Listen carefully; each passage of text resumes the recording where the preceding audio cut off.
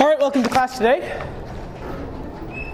So today is day 3 of regular expressions. We have 4 days of them, so we'll do some more of this on Monday. Our main topic today is to sort of show you how to build them and give some guidelines to creating regular expressions. You'll have an assignment coming up due, I believe, on Tuesday, unlike normal times because the end of the semester, not the end of the semester, because of Thanksgiving break. It will have you build some regular expressions. We'll try to give you some of those extra tips for that today. But before we do that, you had a lab this week where you got to write some regular expressions to find emails. Feedback on the lab. Good, bad, easy, hard, tedious. I decided to skip this week. A little difficult? I got some but not all. Yeah, some but not all. Did anybody get all? One person? All right. Or was that a question? Okay, yeah. I mean, I got all, but you know, I also wrote the lab, so no great surprise. Yeah, so hopefully, I bring that up in part. That is probably more like your second regular expression and programming assignment than your first. So after the regular expression assignment, then we have the salary assignment, which is somewhat closer to the email hunt than this coming assignment. If you found it challenging conceptually, it's probably worth your while talking to other people, helping clarify that. We'll try to share some things in lecture, but going to TAs, talking to your friends. The more comfortable you are with lab yesterday, the easier you'll find that assignment, which will happen to come due right at the time most of you are in crunch mode to get your game working. So I just wanted to bring that up. Any other thoughts, comments, questions, concerns, things we should address about what we've done in the past, other things on your mind? Okay. We left off at the end of last class. I actually took you a whole minute over. Apologies about that. But we were talking about this backslashes and the R strings. And I don't know that we really said everything we ought to have said about that. So we had this example where we showed that we have to backslash our backslashes in string. And then we have to backslash our backslashes in a regular expression. So if we want to have a backslash followed by anything in a regular expression, we need to have 4 backslashes. A backslash backslash should be a backslash that backslashes the backslash backslash, which is a backslash. And because this is annoying and people don't like it, there is what is called an R string or a regular expression string. The R actually stands for this is what you want for regular expressions. If you put an R in front of your string, then backslashes are not special. They are just characters. So if I take this S and put an R in front of it, then I will see, and make it so we can see what it prints out, I will see those doubled backslashes print out as doubled backslashes. And if I make them single backslashes, it's a backslash T, not a tab character. So an R string leaves backslashes alone. It does not allow them to be special. This means that you can't readily put, for example, quotes inside a quoted string because the backslash won't make them special. But it does mean that for most things we want to do with regular expressions, we can cut the number of backslashes we have to type in half, which makes them significantly more readable. So in general, when you're making regular expressions, you should use these R strings. It will make your life a little easier. Questions about backslashes or R strings? Okay. In the schedule for today, there's a link to a building guide and example. And if you look at that, when we started teaching more regular expressions in this class, we decided the book's write-up was not sufficient, and so we wrote this guide, which tries to give 3 general principles, things to think about as you're building your regular expression. We'll try to use these today. We'll also sort of talk about a couple of extras. They're sort of sub-goals of these. So the first one is left to right. Regular expressions match strings left to right. They match the first character, and only if they match the first character do they look at the next one. You don't have to write your regular expressions left to right. And we'll show probably near the end of class today, maybe a little earlier, we'll show some examples of other ways to create them. But in general, if you keep asking yourself, what character or set of characters comes first? And write that down. And make sure that matches the beginning of what you want. And then go to whatever comes after that. If you keep doing that process, this can usually help make what can be a complicated regular expression a little simpler. We also comment in this something that today we may actually treat as a more large suggestion, which is write things down and do it by hand. Pythex is valuable, and we'll use Pythex some. We'll also do some by hand, making sure we understand where regular expressions go. This will both help you on the exam when we ask regular expression questions on paper, and you don't have Pythex. But it also can help you conceptualize what you're doing. The second thing is there's different kinds of one of. Often when you ask that question, what comes first, what comes next, the answer is one of several possible things. There are three basic ways of doing one of. There the character class, where I list the things or the ranges of things that are okay for a single character. I have the negative character class, where I'm putting a caret as the first character in my character class. I get the inverse of the class. So anything but. If your answer is a single character that is anything but, you probably want the inverse character class. But if your answer is more than one character, or could be more than one character, then the answer is probably a parenthesized or. Okay? So I'm going to make alternation. The vertical bar or pipe character says I want this or that, and I can put as many of those as I want, but because they're sort of greedy, they'll grab as much of the string as they can. You almost always want them in parentheses, so that they are constrained to the part you want to be one or the other thing. Okay? And so we have this example in the write-up about how if you're, for example, trying to match birth years of people that are alive now, that's going to either start with a 19 or a 20. I could say it starts either with a 1 or a 2 and is followed by either a 0 or a 9, but that would also suggest that people born in 2902 are alive now, which they aren't. And so saying I have these sort of two character things that I'm matching can work better there. And we'll see some more examples of that. So start at the left, think about what kind of one of you want, and then there's the maybe, many, and one. So some things I just want one of. I don't need anything special to do just one of something. But many things I might need several of. Or maybe I have one, maybe I don't. All of those I suggest putting parentheses around it, and then adding the appropriate quantifier, question mark, star, plus, curly braces, whatever the right thing to put is. And then put whatever needs to be repeated or happen multiple times inside the parentheses.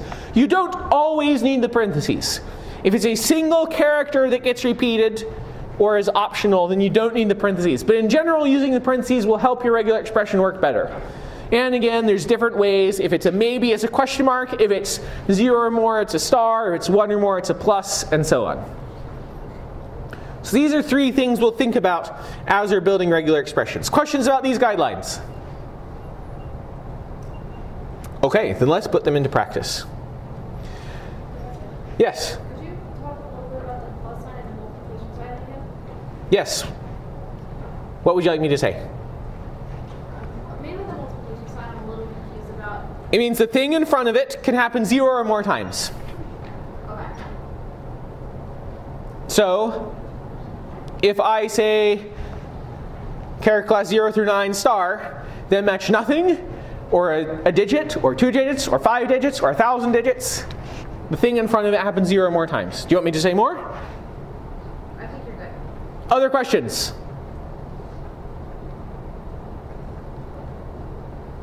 Okay. So I've created sort of a draft file. We'll see how much of this we get through. I've copied down those suggestions, reordered them a tiny bit. As some guidelines here, where my first guideline here, and this is probably something I should have put in the write-up, I may add it yet. Create some good and bad examples first. Make sure you have some things that should match and some things that shouldn't that you can play with as you're building your regular expression to see if you've gotten it right. So you do that first. You want to use R strings, not regular strings. Go left to right, pick the right kind of OR, and have different ways of repeating things. So I have comments here describing several different examples that we might use. And the first one here is a Python double-quoted string, including double-quoted strings with other double-quoted strings inside with backslashes. So we want to be able to match this kind of string. This is going to be fairly complicated. We're going to spend some time on it and talk through how it all works. And then we'll move on to some of these others. So step one, according to my guidelines, is create some good and bad examples. So I'm going to make some examples. Okay? And so let's just make some examples. Match this, but not this. Trickier because of the internal quotes.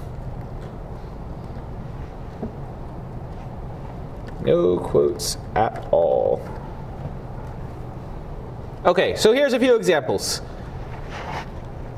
We may yet add some other examples to this as we go along. But I've tried to write out a few basic examples. And just to make sure, because I notice it's got these things highlighted, let's make sure I actually have the backslashes in it when I print it out. And I don't. So I could backslash in, but I could also just say the backslashes are backslashes by making it an R string. I can say this is an R string instead, and now I actually have the backslashes in what gets printed out as my example text. Okay? So I made an example. It has different kinds of strings I want to be able to match and some things that aren't strings that I shouldn't match. That was step one. Step two is use an R string. So I want to compile some sort of R string. But now I want to build up my regular expression. And I'm going to build it up primarily by hand rather than by using either Python or Pythex to do it. I'm just going to build this up by hand. So I'm going to grab these strings. And so I'm just going to go over to something. I'm going to write a few simple examples here.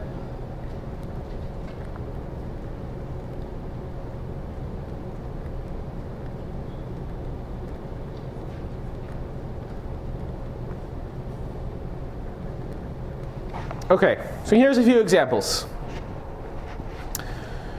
And the idea is I start left to right. What is the first character, or first set of characters? What do I start a string with? Strings start with a quote. That should be the beginning of my regular expression. Now, as I'm building them up by hand, I like to keep track of what I've done so far. So I have successfully grabbed that quote, and that quote. Right? In each of these examples, starting left to right, I'll grab this.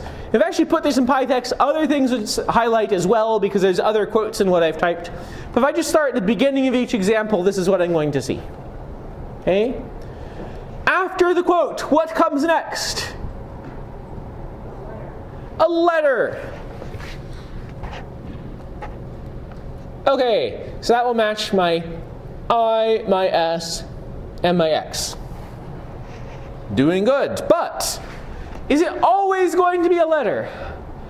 So often I create examples, I write something, and then I have to ask myself, does this meet all of my examples because I have bad examples? Or does it really meet all examples?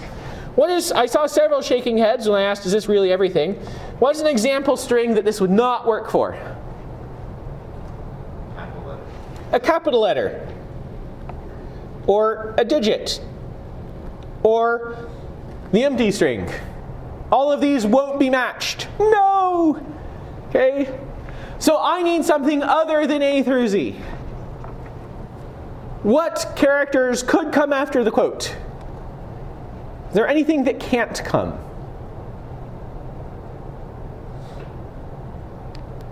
Maybe not. Maybe everything's okay. So maybe I'll try to say, all right, just put one of anything. I don't care what it is, anything at all. And if I do that, I now match these as well. Okay, now as I'm drawing the boxes around what I've matched, there's something different about the last one than the others. Most of these I matched the beginning quote and something inside, but this one did something different. It matched the beginning and the end. And if this is where I am, what comes next is not an easy question to answer. Because what comes next depends on if I'm still on the inside or if I'm not. So I've been a little more flexible than I want. I don't want anything that could come next. I want something that could come next and sort of leave me in the same basic state. So I really don't want a quote. I don't want a quote because I want to stay inside the string. Okay? I don't want to get out of the string. But maybe there isn't anything. So maybe I don't have that. Okay? So I say, well, there's a non-quote might follow the quote. And actually, it might be more than one non-quote, come to think of it. It might be any number of non-quotes. I could have who knows how many non-quotes before I have that final quote.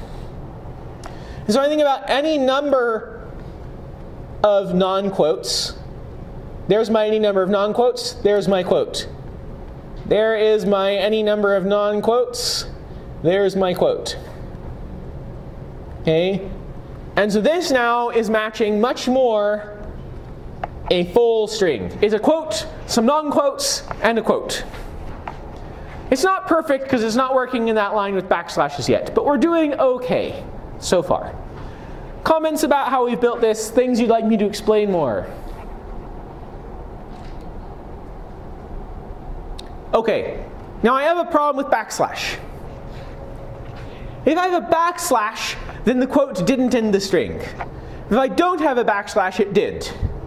And again, I can't go back in time. I have to go left to right. So I need to make sure if the backslash will make something in the future different, that I don't grab the backslash. So I need to change this to not grab the thing that would have changed the future. Okay? So I need to say that backslash, you shouldn't have grabbed that backslash. And that should not have been part of what we matched. And I'll go ahead and say eventually there will be a quote here, but I'm going to need something else in between, right? Who knows what's going to be there. But I need to say if you have a backslash or a quote, it changes the meaning of what comes next. A quote ends what's going on, a backslash changes quotes to not end what's going on. So the normal case in the string is anything other than a backslash or a quote. But those other things are sort of special.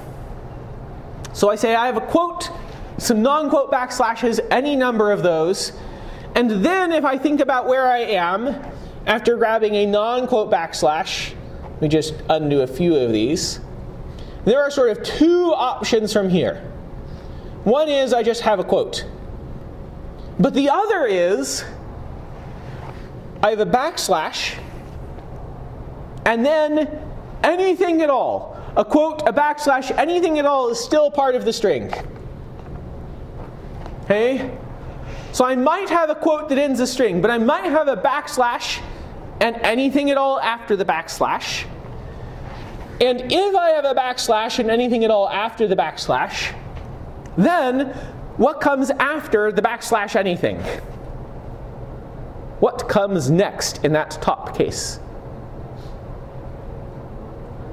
Sorry? A lowercase letter, or a space, or anything else, right? We're back to this same idea here.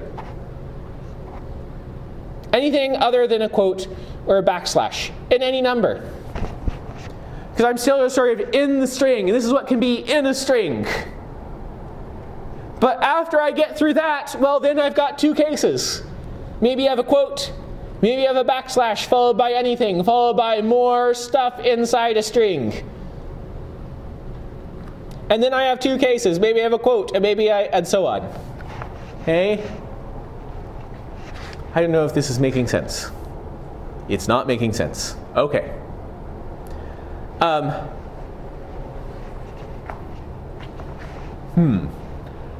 will go a step farther down this line, then we'll come back and do it a different way. See if this will make more sense.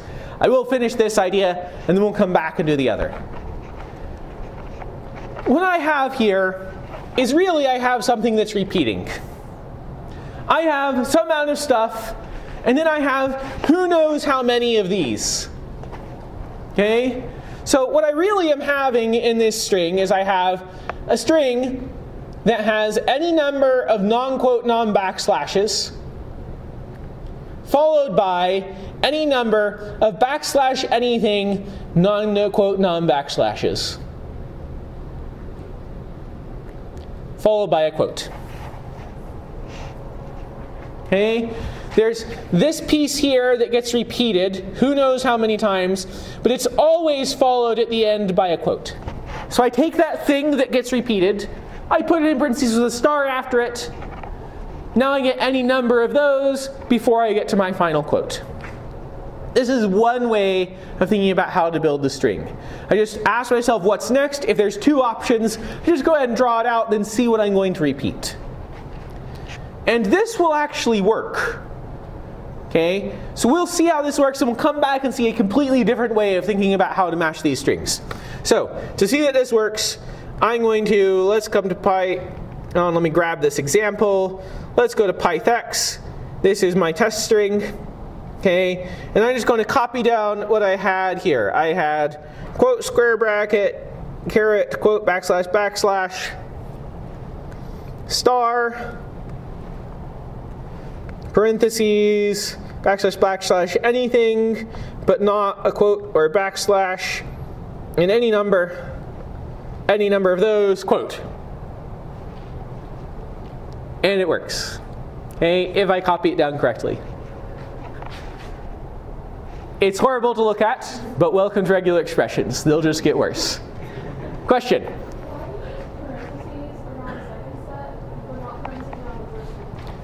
The first one is just a single character, so I don't need them to make the star do the right thing. It doesn't hurt to add parentheses here,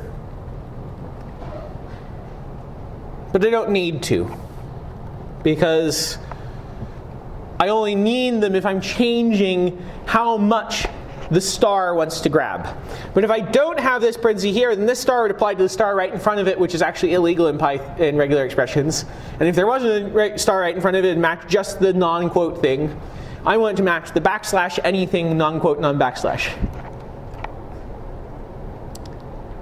Okay, so here is one way of writing this regular expression. Let's talk about a different way of writing it that may make more sense for some of you, for the same thing that I want to match. Okay, the other way of matching is I try to describe in English what I want the regular expression to do. So what is a string? A string is a quote and a quote. And what can go in between the quotes? There's two basic kinds of things that can go inside the quote. I can have either a non-quote backslash thing, or I can have a backslash anything. I can have either of those. Those are things that can go inside of strings without ending them. And so I could turn that into a regular expression as well. I could say, all right, let's make that a regular expression. That is quote, and then one of two things. Either a non-quote backslash, or a backslash anything. Any number of those, and then a quote. Okay? So this also matches quoted strings. A quoted string is a quote, followed by any number of non-quote backslashes, or backslash anythings. And if we try that, it will also work. So I can go here. Let me go ahead and copy this over to Python so that you'll have it to look at later if you want it. So I can go here and I can say, okay, it's a quote and one of two things, followed by any number of, followed by a quote. Either a non-quote backslash or a backslash anything. And this also matches my strings. Thoughts, comments, questions, things I might potentially be able to clarify.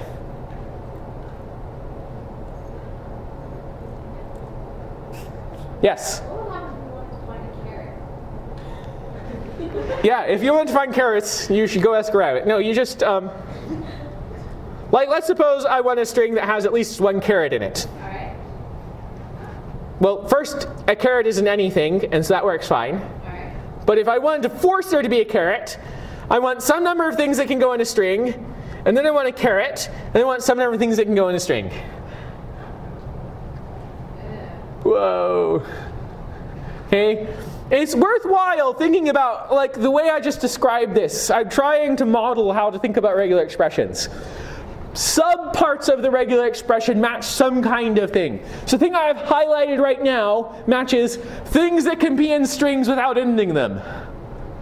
And that's what that is. And you think about that as things that can go in strings without ending them, then it's easier to think about this is a quote, a thing that can go in a string without ending it, a caret, a thing that can go in a string without ending it, and a quote.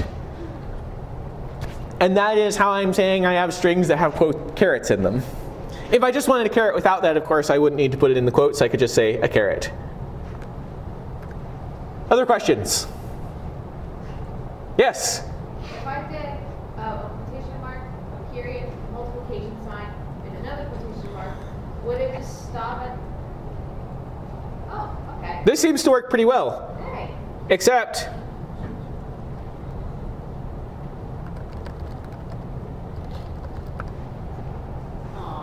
No! The dot matches any quotes that happen to exist as well. And so it makes them too big. Which is why we have to make sure they don't get grabbed the first time. Other questions?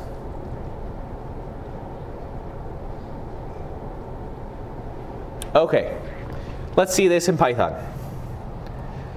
So I've grabbed arbitrarily the first of those two. I have my example text, and then I'd say for match in strings.find iter of that example text, let's print out the whole group. And I will see all of the quotes that I have here. And I could add the other bits and pieces I had there and make sure it still works. Okay. So if I'm writing a program, I usually want to use find iter to grind all of them and grab some group, either the whole group, everything that was matched, or internal groups that were being used. Find all in this case will do exactly what we don't want. Each find all will be a single character because the only set of parentheses is around something that only matches a character. Anyway, it would not be what we want. But if we use find iter, we can grab the whole group and get the information that's desirable. Questions about this example? All right. Here is the time where you get to try something. So our second task is an addition problem, which is defined by me as follows. An addition problem is one or more numbers separated by either plus or minus signs, and the plus or minus signs can have any number of spaces around them. Okay? So take a few minutes, feel free to chat with whoever you're sitting next to. See if you can write a regular expression that matches numbers separated by spaces. Note, one number is okay. I don't say you have to have any particular number of numbers, one or more. But if there's more than one, they have to have pluses or minuses between them. And as you're working on that, I would encourage you to use these guidelines. Start with some good or bad examples. Go left to right, see if you can design it out. I would encourage you to try this on paper, but if you want to try in Pythex or Python or any other way, you're welcome to do that as well. So take a few minutes to do this, then we'll look at it and talk about how I would solve it. Would you rather see the guidelines or the problem definition? Right? Try to see the guidelines. Try to see the problem definition. Wow, everybody wants the problem definition, so problem definition it is. All right.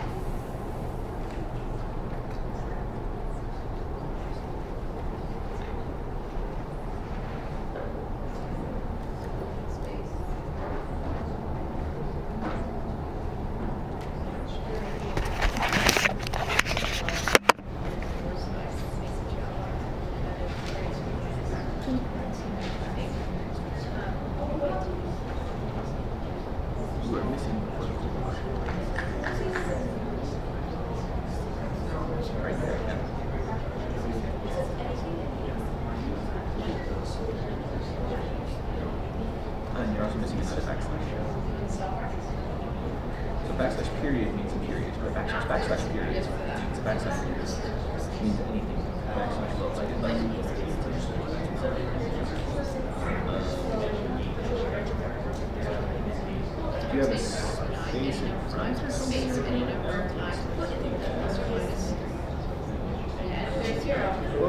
just backslash.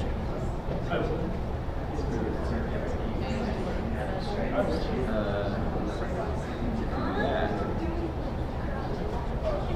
There's something. Oh, you must. Somehow this is not.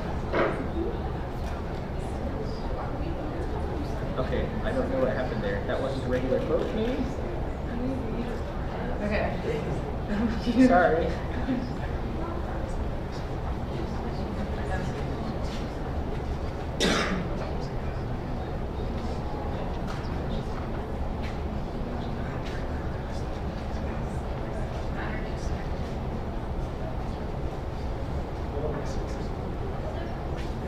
Oh, but the pluses are special, but didn't like that very much. So I guess if I just ask yes.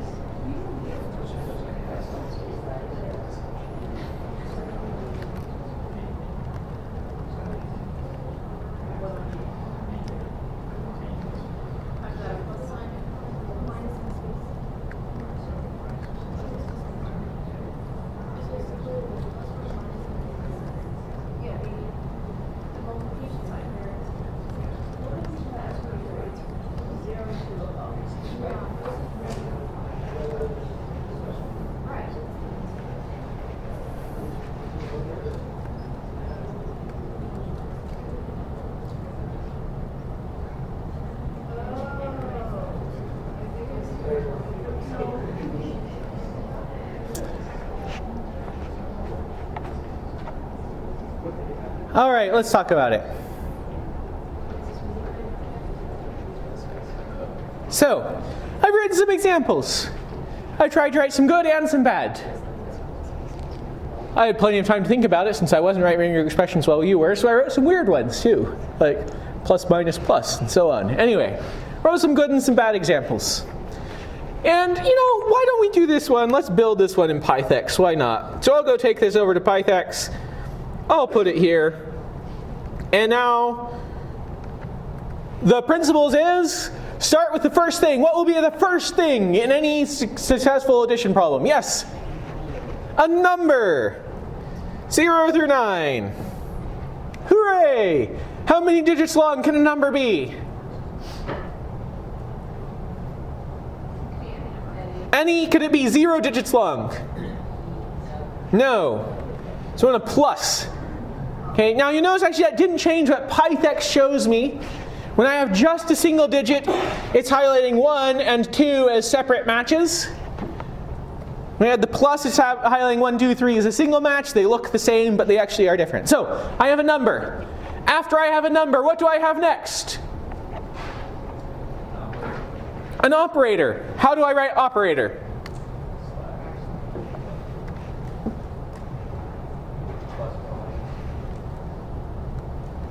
Like that?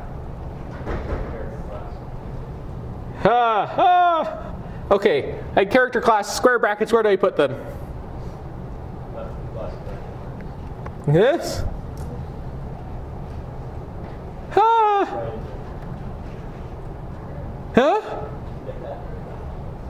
No? No? You want this? Yes. Nothing matches now. No! Nope, it's not happy. Somebody help me out. How do I fix this? Yes? You need the backslash right before the plus. I need the backslash before the plus. And not out here? Yes. Okay. I actually do not need the vertical bar. A vertical bar inside of square brackets refers to the vertical bar character. A vertical bar inside parentheses means either or. If I'm using square brackets, I do not use vertical bars. But if I'm using square brackets, I probably should backslash my dash because dash introduces a range of characters. So I could write this either as square bracket backslash plus backslash minus.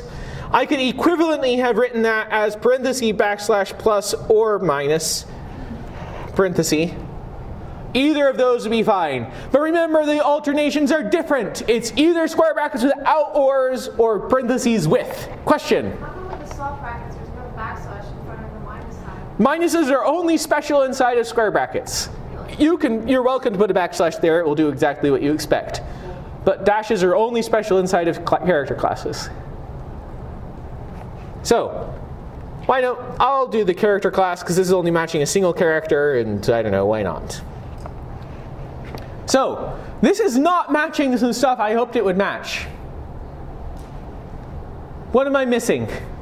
Why am I not matching 1 plus 2 plus 3? Spaces. How do I add those in? They go after the number before the operator, so just put a space there? Oh, no. Star? Oh. So star means any number of spaces including 0. That's looking good. So I'm matching most of what I might want, but I'm missing something. I don't have these last digits being added. It looks like I'm missing a space afterwards. Let me go ahead and add that. Any number of spaces at the end. Now I'm just missing that closing digit. So I guess I just need another number.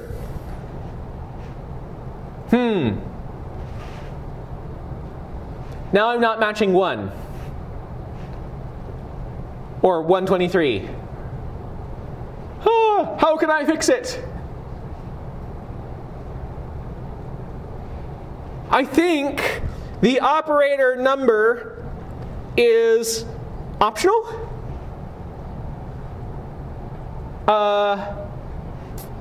Okay. Now it thinks it's 34 plus 5 and 6 plus 7, but not 34 plus 5 plus 6 plus 7. So maybe I can have as many of those as I want. That looks good. Okay? So an addition problem is a number followed by 0 or more operator number pairs. That seems like a reasonable definition of addition to me. Thoughts, comments, questions?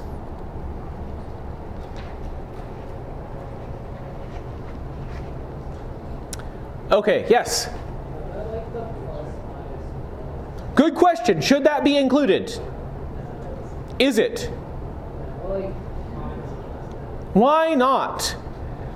My regular expression says I have to have a digit or a number, and then maybe outside bracket spaces, operator number.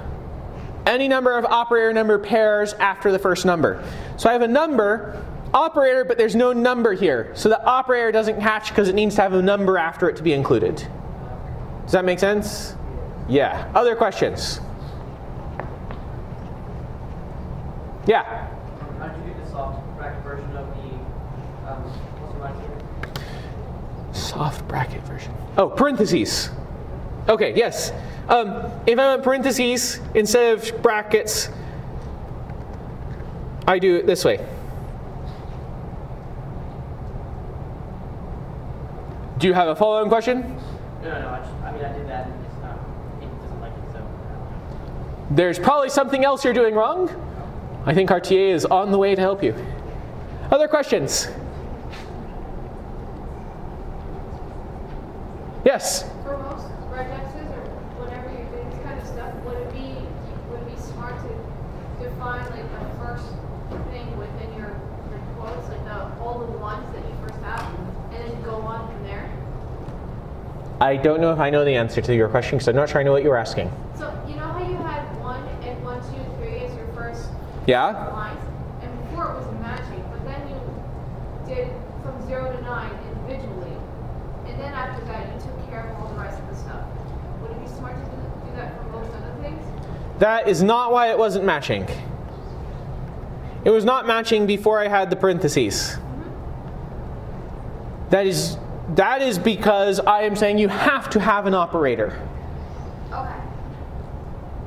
Whether you make sure in what order you get all of the test cases right is a matter of preference. So I could say never create something, right? I started having it not work for those first two numbers here. And I could have said, oh no, something's wrong, let me fix it right away. Or I could have gone on because I was matching something else better and fixed it at the end. Okay. And that's just a matter of preference. Other questions? What if I want to be able to match decimal numbers?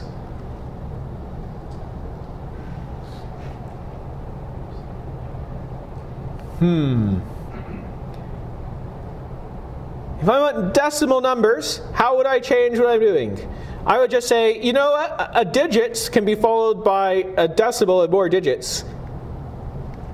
Maybe.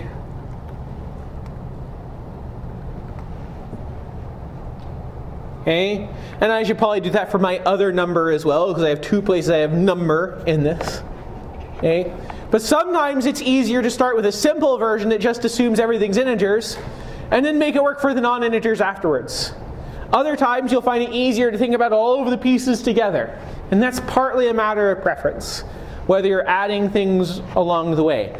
But I would encourage you to practice doing what I do as I go through, is know what the name of what you're adding is. Right? Say, I want a decimal point followed by other numbers, maybe. Is a useful thing to be able to say as you're typing that or as you're looking at it, so you have a conceptual model of what you're trying to do with the different pieces of your regular expression. Any other thoughts, comments, questions about this? Okay, let me put this then inside of Python and we'll explore. I don't know if we'll explore. We'll at least think about exploring other ways to go beyond this. All right, so, and again, I can say for match in addition.findIter of the example, print m.group. And I'll see all of the valid addition problems being printed out and the rest of the stuff not. Okay, we have fewer minutes left than I had hoped. I have two additional examples we could do. One is, now I have an addition problem, how do I break it out into pieces so that I can do the addition? And the other is, let's go to a website and see if we can pull the instructors from the actual real live website lose list instead of from some cleaned up CSV that I created. We will not have time to do both. Which one would you rather see? I would rather see how do we turn an addition problem into actual math. I would rather see going to lose list and finding real instructors. Sounds like lose list has a definite win. We're going to do this the cheap way because we're running out of time. So let me do it this way. All right. So I'm going to go to lose list. And here we have CS courses next semester. This is what it looks like to me. This is not what it looks like to Python, right? Because Python sees the source code of the web page. So I can view that depending on your browser. Usually you can view source code with Control-U or Shift-Control-U or Command-U or something like that. So let me look at the source code of this page. And if I look at the source code of this page, it's got oodles of junk in it. All of it's important, but it's not important to me. So I need to find what goes on around an instructor. So let me just go back to the non-source view and pick an instructor name. The first instructor name I see is Craig Dill. So let's look for Craig Dill. Okay? And I'm just going to search through the source and I see here's one place that Craig Dill appears. And it seems to be surrounded by this LDAP PHP (name equals) thing. And if I search for other Craig Dills, here it is again. Here I have Craig Dill surrounded by this OL clear Ajax ND angle bracket thing span thing. And if I look for it again, there it is again. But this time it's back in the LDAP PHP name equals space. And let's look for it again. And here it is with the span thing next to it again. Often often information will appear more than once on a page, but usually you'll find the context is relatively stable. That each time you look at it, the stuff immediately around what you're looking at will be similar. Okay? So, rather than spending our few precious minutes opening a website, I'm just going to arbitrarily grab some of this and copy paste it so that I could just put it directly as a string. So let me just go back here. Let's just grab some arbitrary number of rows. Grab that. And I'm just going to go in and say, here is my example. Poof, there it is. Not the whole page, but I've got some example. Now, often when I want to grab something where I know the stuff around it, but not the thing itself, there's a different way of going about it that does not use the steps we just talked about, although you can use those steps. I've lost Craig Dill. Where is Craig Dill? Here. So I just pick one of the two ways that Craig Dill appears. And I can either pick this LDAP thing, or I can pick this span thing.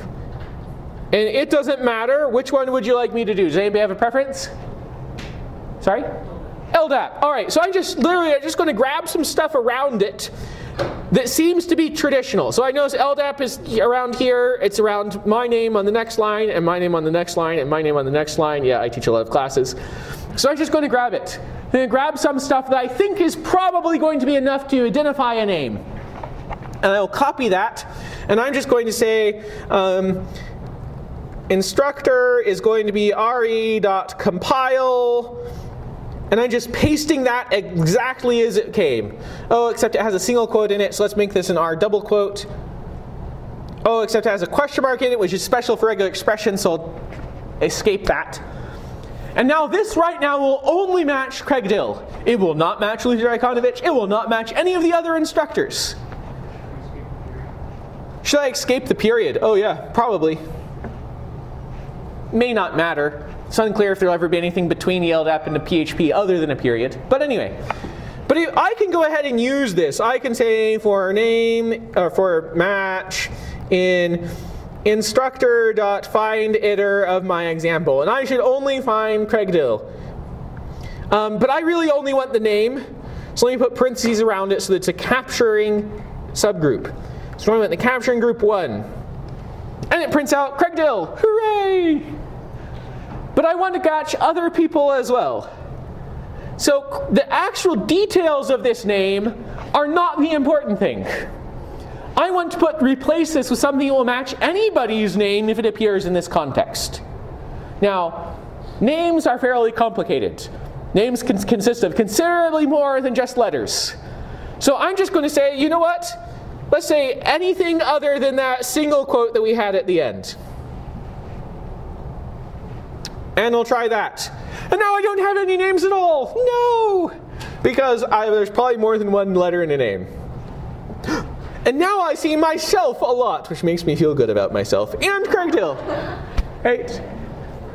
And I could also then try this on the whole website, make sure I'm getting all of the instructors and not getting ones I don't want. Questions, thoughts, comments? We do have about 2 minutes left. If there's anything I can clarify about building regular expressions, ask me now. Yes? Yes. I can try to describe the difference in group and match. Okay. The words there are surprisingly overlapped. The thing inside parentheses in a regular expression is called a group. But the method group, when given no numbers inside, returns the whole match.